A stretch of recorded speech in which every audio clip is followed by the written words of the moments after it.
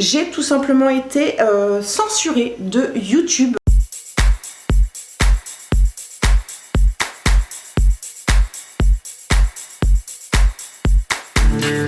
Hola YouTube, bienvenue sur la chaîne Grain de Beauté. Aujourd'hui je vous propose une petite vidéo coloration et blabla. J'ai envie de me colorer les cheveux haut et nez avec vous et j'ai envie de papoter. On va aborder le sujet du shadow ban. Si vous ne savez pas ce que c'est, je vous rassure, je ne savais pas ce que c'était il y a encore très peu de temps, mais je vais vous expliquer tout ça et j'ai vraiment besoin de vous dans cette vidéo, donc je vous laisse avec la suite en images. Je n'ai pas pour habitude de vous dire tout ça, mais aujourd'hui il va falloir que j'insiste un petit peu plus. Je souhaite vraiment, si vous aimez suivre mon contenu, que vous appuyez sur le petit bouton s'abonner et surtout que vous mettiez en place les notifications avec la petite cloche. Pourquoi? Tout simplement, je vous explique tout ça dans la vidéo, vous inquiétez pas, ça va vraiment me rendre service et je compte sur vous.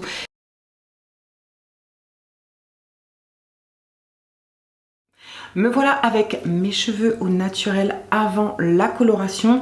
Petit update concernant mes cheveux, j'ai été chez le coiffeur, ça faisait au moins 10 ans que j'avais pas été chez le coiffeur, mais je me suis souvenu pourquoi je n'allais plus chez le coiffeur, laisse tomber, j'y retournerai pas de sitôt, ça c'est clair.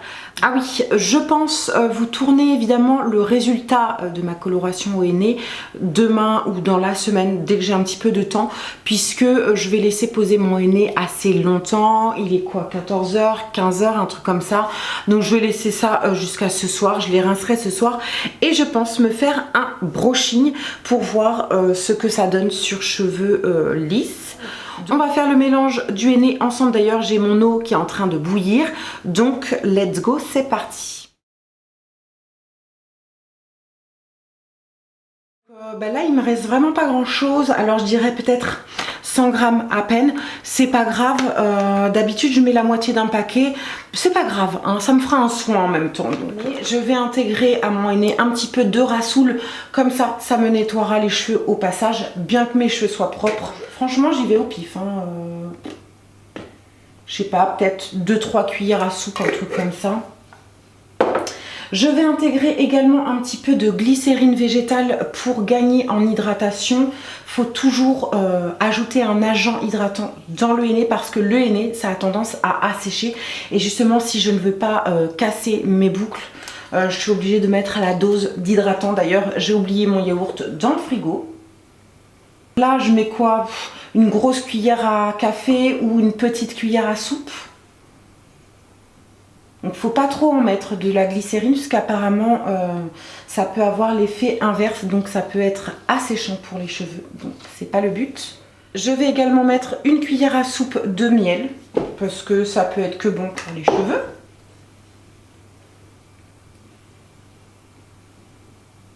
Et en plus c'est un agent hydratant également. Je vais chercher mon yaourt dans le frigo. En fait, c'est pas vraiment un yaourt, c'est un fromage blanc. Mais c'est pareil, la texture va faire que le henné va être hyper onctueux. Et le fait que ce soit un fromage blanc, finalement, ça va apporter un peu plus de protéines. Ensuite, je vais intégrer à mon henné de l'eau chaude uniquement. Il ne faut pas qu'elle soit bouillante pour éviter de vous brûler, évidemment. Mais il faut qu'elle soit quand même bien chaude.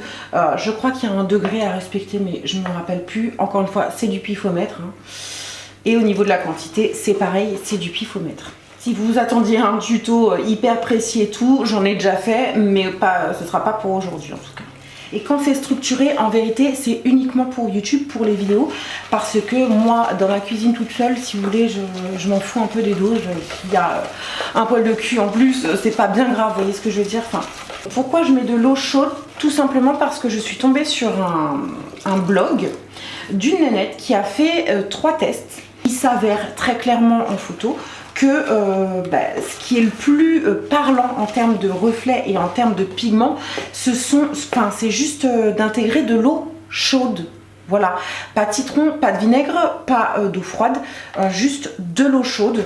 Et a priori, c'est ce qui va favoriser les pigments, donc on va bien voir. La seule règle à respecter avec le henné, c'est qu'il faut surtout pas utiliser d'ustensiles en métal. Bon, écoutez, je pense que ma popote est terminée. Voici ce que ça donne. Je vais chercher une serviette histoire de protéger mon vieux pyjama pourri quand même.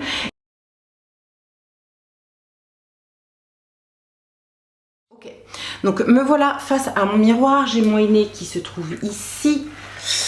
Voilà, il a eu le temps de refroidir un petit peu. J'ai pris une serviette foncée, une barrette pour la maintenir et de l'huile de coco pour éviter que le henné tache mon visage, tout simplement. Si vous me suivez un petit peu, il n'y a pas très longtemps, j'ai fait une vidéo réaction où je réagis à une autre vidéo, celle d'Enjoy Phoenix. Je me suis amusée à mettre en ligne cette vidéo en donnant un petit peu mon avis sur les différentes règles sanitaires qui nous étaient imposées. Et donc la conclusion de cette... de cette vidéo, eh bien tout simplement c'est que je remets en cause le narratif du gouvernement. Donc depuis que j'ai fait cette vidéo, je suis shadowban.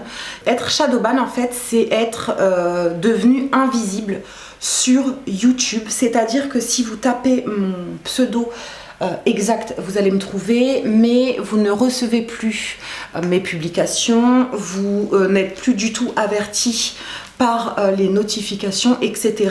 Bref, je suis devenue tout simplement invisible sur YouTube et donc forcément mes vues ont dégringolé depuis cette vidéo. Il y a 3-4 vidéos à moi qui n'ont pas dépassé les 600 vues. Pendant longtemps j'ai pas compris ce phénomène jusqu'à ce que on me l'explique tout simplement et effectivement c'est un, comment dire, une sorte de punition de YouTube qui te rend invisible auprès de tes followers. On a bien compris depuis un bon moment que la censure sur YouTube fait rage. Je vous l'explique assez régulièrement. Pour ne plus être shadowban, il faut surtout et impérativement que je fasse participer ma communauté à mes vidéos. Alors c'est là que vous allez intervenir. J'ai pas pour habitude de vous demander ça et tout parce que... j'estime que quand on en a envie, on le fait. Mais là, c'est vraiment pour débloquer ma chaîne du shadowban. Il faut impérativement que vous partagiez ma vidéo, que vous likiez ma vidéo à fond, que vous commentiez ma vidéo pour justement dire aux robots de YouTube que mes vidéos ont un intérêt. À partir du moment où vous allez le faire en masse et régulièrement, en fait, les robots vont comprendre que mon contenu intéresse les gens et ils vont débloquer mon shadowban.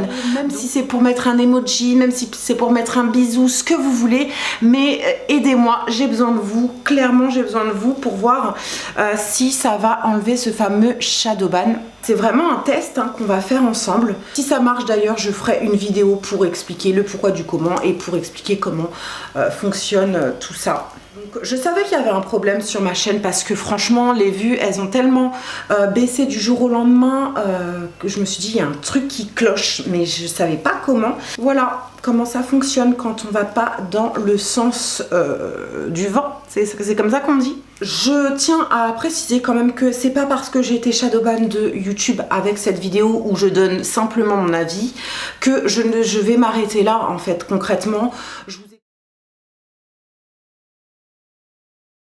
Ok, me revoilà le lendemain de ma coloration au henné. J'ai donc laissé poser à peu près 5 heures puisque j'ai commencé à 15h30 et j'ai rincé vers 20h30, 21h, un truc comme ça. Voilà ce que ça donne, donc je me suis fait un brushing. Je fais plus le brushing si vous connaissez un petit peu ma chaîne. Donc on va découvrir le résultat ensemble. Hop! Tadam! Donc nous sommes le J+1 puisque nous sommes le lendemain de la coloration. Vous savez que ma couleur va continuer à évoluer dans le temps puisqu'elle va s'oxyder. Je trouve qu'aujourd'hui j'ai plus de résultats que sur la dernière vidéo où je fais un test avec vinaigre, citron, bicarbonate et tout le tralala. Donc voilà, franchement je pense que je vais continuer à me colorer les cheveux de cette manière. Le détail important de cette coloration, c'est vraiment de le faire à l'eau chaude, de rincer à l'eau chaude, voire très chaude, pas brûlante, on est d'accord. Et le dernier jet d'eau que j'ai passé sur mes cheveux, ça a été à l'eau gelée. Du coup, ça a fait un chaud-froid et je trouve que de cette manière il y a quand même un résultat. C'est cool puisque la façon la plus simple finalement c'est la façon la plus optimale selon moi. Voilà, mais on a vraiment l'impression que j'ai une espèce de grosse tache orange ici. Ça ressort assez fortement à la caméra, mais dans la vraie vie, franchement, c'est assez léger, heureusement pour moi. Ça a redonné un petit coup de peps à mes cheveux et c'est venu unifier ma chevelure, donc j'en suis très contente. Voilà YouTube, j'ai terminé avec cette petite vidéo coloration et blabla. J'espère qu'elle vous a plu, j'espère que vous avez passé un bon moment. N'hésitez pas à venir me faire un petit coucou dans les coms, vous partagez la vidéo et vous me faites péter tous les petits pouces vers le haut. Je compte sur vous. En attendant une prochaine vidéo, je vous embrasse et n'oubliez pas de prendre soin de vous. Bisous.